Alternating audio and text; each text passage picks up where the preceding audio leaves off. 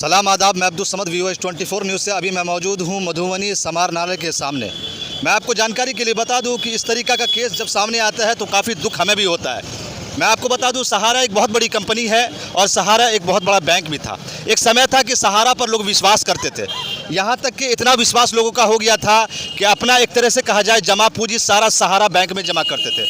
आप देख रहे होंगे बहुत सारे लोग यहाँ बैठे हुए हैं, यहाँ बहुत सारे गरीब गुरबा भी हैं, बहुत सारे मजदूर क्लास के भी आदमी हैं।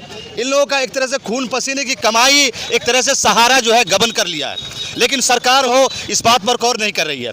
कोई भी कंपनी हो, कोई भी बैंक हो, सबसे पहले तो ऑथराइज उसको सरकार देती है, लेकिन जब समय आता है तो कहीं ना कहीं वो जो है पीछे हट जाती है।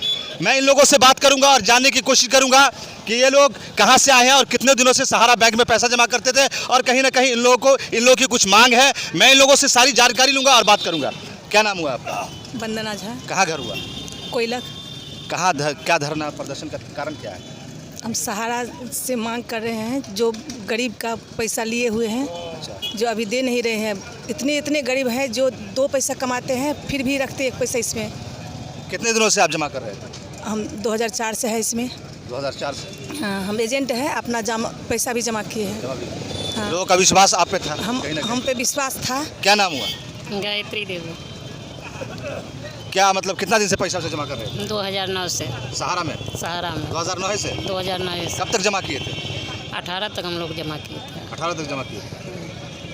तो क्या मतलब अभी तक पैसा वापस नहीं हुआ आप लोगों का? 1 रुपया वापस नहीं हुआ सहारा से। बेसहारा कर दिया सहारा। इतना मुसीबत आया, इतना कुछ काम आया, लेकिन 1 पैसा मदद नहीं हुआ इससे। सरकार से, प्रशासन से क्या मांग है?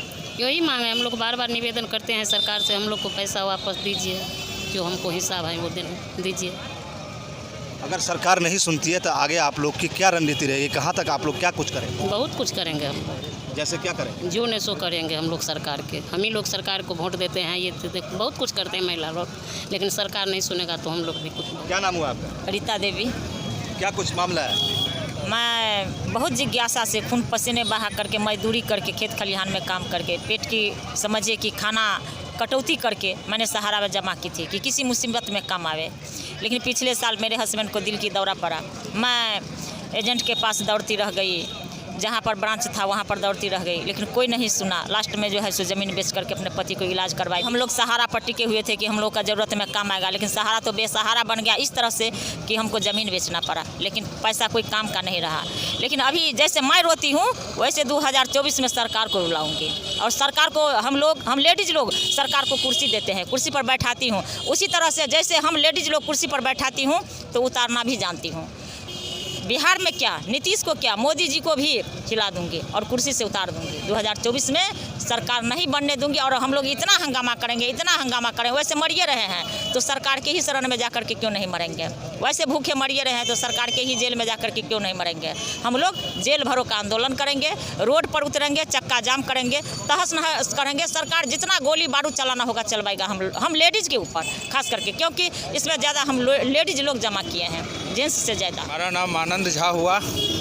हम जन संघर्ष न्याय मोर्चा के बैनर तले बैठे हुए हैं, इस जिला के उपाध्यक्ष भी हुए, और जिस संस्था के भुगतान को लेकर के 1 दिवसीय भूख हड़ताल पर हैं, उसमें गरीब जनता का बहुत सारा पैसा फंसा हुआ है। उसके भुगतान के लिए हम लोग 1 दिवसीय भूख हड़ताल पर आज मधुबनी जिला कलेक्ट्रेट के सामने अंबेडकर जी के मूर्ति के पास 1 दिवसीय धरना पर बैठे हुए हैं। कितना दिन से आप पैसा जमा कर रहे हैं? कितना दिन से पैसा जमा कर रहे हैं? हम तो 20 सालों से लेनी देनी का काम करते थे, संस्था में काम कर रहे हैं। तो लगभग 2012 में जो है सो स्कीम जो आया, वो स्कीम तुरंत फिर बंद हो गया 2-4 महीने के बाद, और उस टाइम से जो 2016 तक केवल इस स्कीम से स्कीम कागज़ का बदले कागज़ मिलता गया। वो भुगतान 2016 में फिर उसको कुछ मिला, 17 में मिला, 18 तक में मिला, आंशिक रूप से मिला, पूर्ण भुगतान किसी को नहीं मिला। और 19 के बाद से पूर्ण रूपेण 5 साल हो गया, 1 चौवन्नी का भुगतान न कार्यकर्ता को दिया जा रहा है, न जमाकर्ता को दिया जा रहा है, और केवल जो है सहारा से भी विवाद का मुद्दा बना करके सबको घुमाया जा रहा है ऑफिस से। बाद में हम लोगों ने अपना एक संगठन बनाया कि नहीं, ऐसे काम नहीं चलेगा। तो संगठन के तले भी आज हम लोग 3 साल से सरकार को जगाने का काम कर रहे हैं, बार बार हर जगह ज्ञापन दे रहे हैं। नीतीश सरकार को भारतवर्ष के कोई भी ऐसे विधायक नहीं है, कोई ऐसे सांसद नहीं है। क्या लगता है कि आज अनशन पर बैठे हुए हैं, सरकार पर कुछ असर पड़ पाएगा? पूरे देशव्यापी है, कुछ न कुछ असर पड़ना चाहिए। निकट भविष्य में इलेक्शन भी है, अगर हम लोगों की बात पर सरकार को असर नहीं आएगी तो असर कैसे 24 में आएगी, इसका हम लोग पूरा रूपरेखा तैयार कर चुके हैं। पूरे घर घर जा कर के जहाँ जहाँ कोई ऐसा घर नहीं है जहाँ हम लोगों के जमाकर्ता नहीं है और वो भुगतान से पीड़ित नहीं है, उनको वर्तमान सरकार का मिली भगत का पूरा खेल बताएंगे कि ये लोग ऐसे ही कंपनी को लाते हैं और नए नए तरीके, नए नए योजना के साथ गरीब गुरबा का पैसा उठा करके जब 5-7 साल के बाद वापसी देने का बात आता है तो उस पर विभिन्न प्रकार की लांछना लगा करके उसके साथ तालमेल करके उसको बंद करके सारा रुपया अदा करने का काम करता है। इसीलिए इस बेईमान सरकार को मतदान नहीं देना है, इसको जो है सो इस बार हराना है। जो हमारा भुगतान करेगा हम उसी पार्टी के साथ समर्थन में रहेंगे।